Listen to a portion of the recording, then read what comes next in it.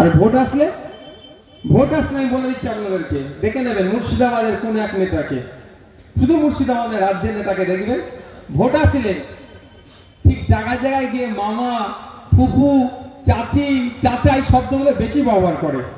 বুঝতে পারছেন না? বেশি এই শব্দগুলো ভোট আসলে।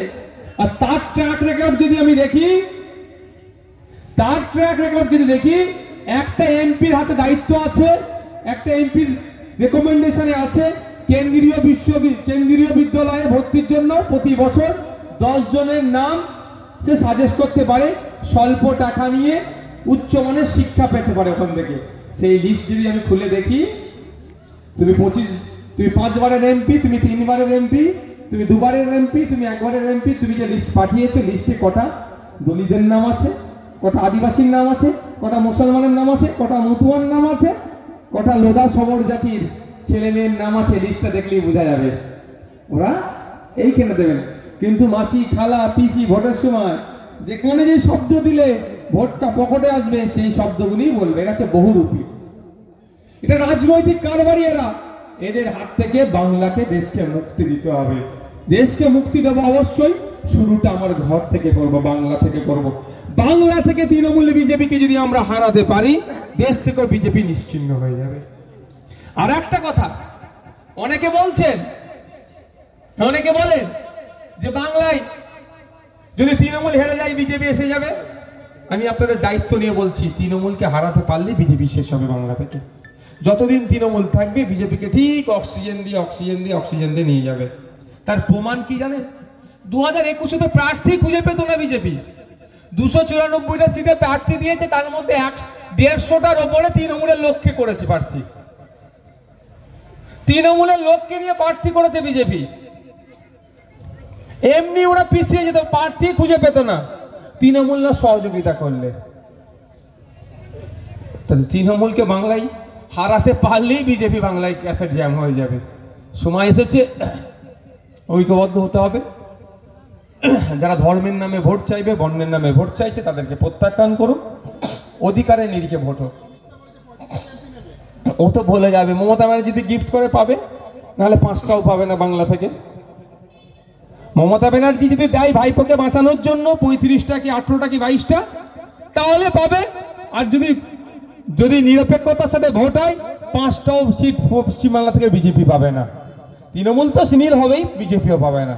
কিন্তু মমতা ব্যানার্জি তো সুকৌশলে করে রাখছে, দেখেন, নাহলে ভাইপো গ্যারেজ হয়ে যেতে পারে।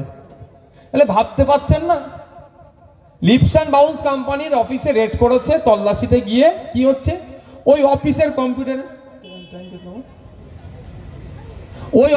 কম্পিউটারে 16টা ফাইল ডাউনলোড করে দিল ইডির এক আধিকারিক।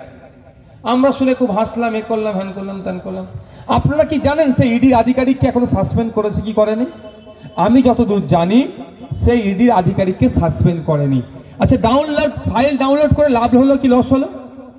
আপনারা ভাববেন ফাইল ডাউনলোড করে কি হচ্ছে? এমনি কোর্টে ডেট পড়া মুশকিল।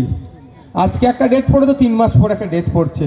যখনই এবার ফাইল ডাউনলোড করেছে, স্বাভাবিকভাবেই লিপস অ্যান্ড বাউন্সের পক্ষ থেকে, অর্থাৎ অভিষেক বাবুদের পক্ষ থেকে বলবে তো আমার কম্পিউটারকে ডিস্টার্ব করেছে, হ্যান করেছে, ত্যান করেছে, ম্যানিপুলেট করেছে। ওটা নিয়ে এখন 8-10টা ডেট পড়বে তো।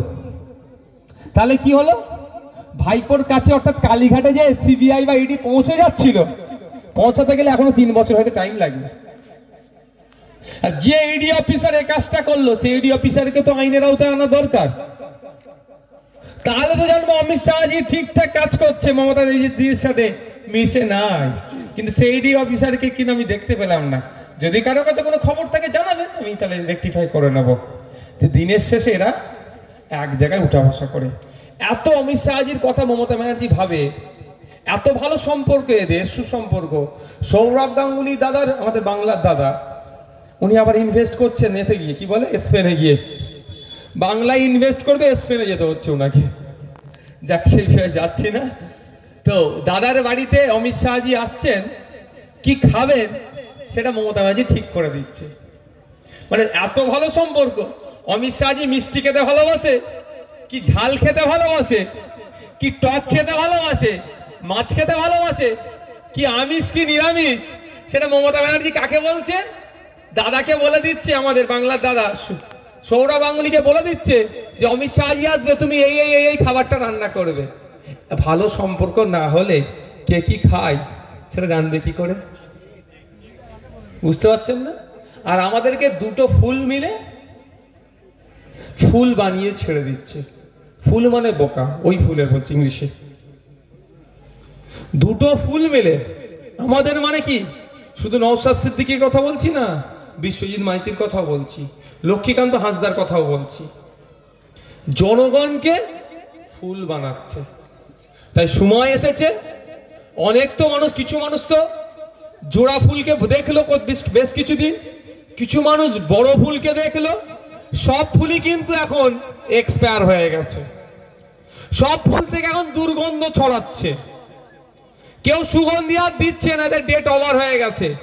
আমি সবার কাছে অনুরোধ করব, দুটো ফুলকেও তো বাংলার মানুষ কিছু কিছু চেক করলেন, এবার একসাথে আসনে গিয়ে দুটো ফুলকেই আমরা বাংলা থেকে বিতাড়িত করি, বাংলা থেকে বর্জন করি, বাংলা থেকে হাঁটাই, নতুন এক সকাল নিয়ে আসি, যে সকালে ওই ফুল মুক্ত সকাল আমরা চাইব।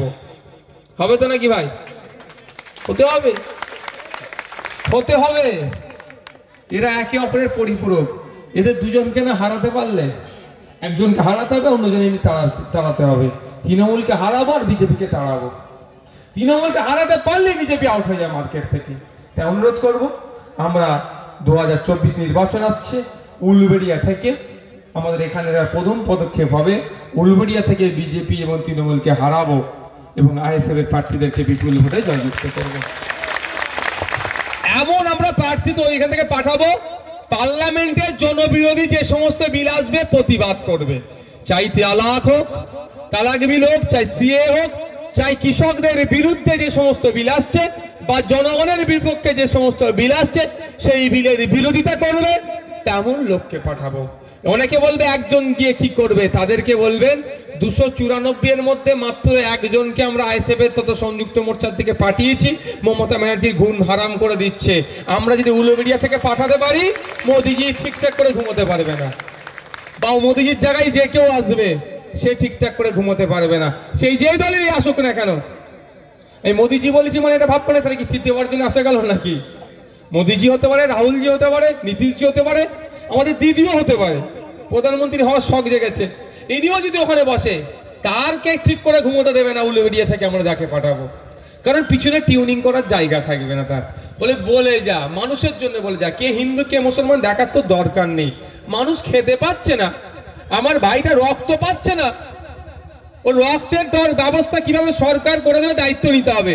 ও হিন্দু রক্ত পাচ্ছে না কি মুসলমান রক্ত পাচ্ছে না আমার দেখার দরকার নেই, ওর রক্ত ব্যবস্থা সরকারকে করতে হবে। ও খেতে পাচ্ছে না, ওর সন্তানটা স্কুলে গিয়ে শিক্ষা পাচ্ছে না, আমি দেখবো কি ও আব্দুর রহিমের ছেলে না শশাঙ্কের ছেলে, আমি দেখবো নাকি? আমার দেখার দরকার নেই, ওর শিক্ষা ব্যবস্থা করে দিতে হবে। না হলে তুমি মোদি হোক আর তুমি যোগী হোক আর তুমি দিদি হোক, কাউকে বলতে ছাড়বো না। এটা আমাদেরকে দেখতে হবে। আজকে আমাদেরকে বুঝিয়ে দিচ্ছে উনি মোদি, উনি দিদি, উনি অমুক, উনি তমুক, এ তোমাকে ভালোবাসে, ও ওকে ভালোবাসে, ভালোবাসা ভাগ করে দিচ্ছে। ওই ভালোবাসা ভাগ করতে গিয়ে কি দেখছি, মধ্যিখানে আমরা এত ভালোবাসা পেয়ে যাচ্ছি। আমার ছেলে ক্লাস 4-এ পড়ে, ক্লাস 4-এর একটা অঙ্কর বই খুলে একটা অঙ্ক করতে দিলে সে পারছে না। আর ওনার ছেলে আমেরিকাতে গিয়ে পড়ছে, লন্ডনে পড়ছে, সিডনিতে যাচ্ছে, বিশ্বের দামি দামি বিশ্ববিদ্যালয়ে পড়ে আসছে। আর আমার ছেলে এত ভালোবাসছে আমাকে, আমার ছেলে প্রাইমারি স্কুলের গন্ডি পার হতে পারছে না।